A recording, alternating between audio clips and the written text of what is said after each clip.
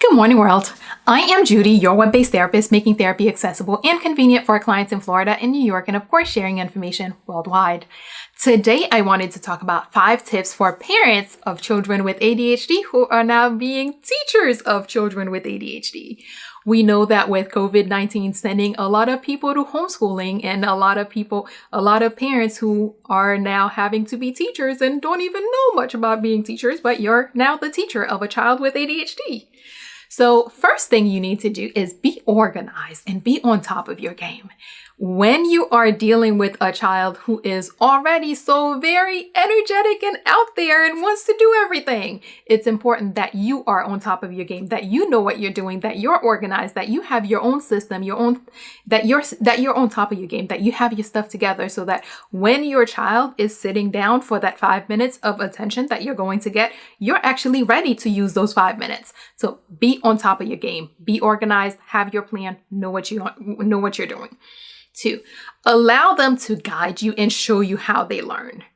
As parents, you know a lot about your child, but there are certain things you may not have noticed. As a parent, you may not be as aware of your child's learning style. And even your child's teacher probably does not know this either, because a lot of times when they're in school with 20 other kids and the 20 other students, and the teacher is focusing on all 20 students or trying to do their best to pay attention to all the students. So they may not be aware of some of the special talents or special skills that your child has.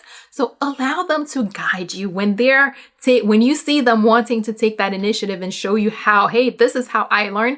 Give them the opportunity to show you how they learn. Give them the opportunity to help you figure out the best way to help them, the best way to teach them, because children will actually teach you that. 3, break things down into manageable chunks for them. I know that school is from 8 to 2 or 7:30 to 2 o'clock, and there is a regimented way of this is how we teach children. But now that you have a little bit more flexibility, it's easy. It's important to take the time and, break things into your child's own window. I know with ADHD, I often talk about the own window, which is the amount of time that a person can focus, that the amount of time that a person can be on task before they start to need that break. So figure out what your child's own window is and break things down into these manageable chunks that fit into their own window, so that you're not having your child sit there for 2 hours doing stuff when your child's own window is actually just 45 minutes. Build in fun times. Yes, you have to teach the child. Yes, your child has a lesson plan or stuff that the school sent that you would like to teach them.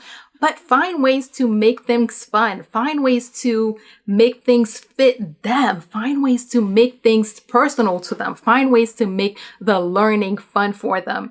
You have an opportunity that the teacher does not always have. The teacher has 20 students or however many students in that class to cater to teach. So they may not have the opportunity to specifically create a plan that is more fun, that is better for your child's learning style, that is more fun for your child. But you do, because you only have the 1, 2, 3, or 4 kids, however many children that you have. That's your classroom. So you have more flexibility. So build in some fun.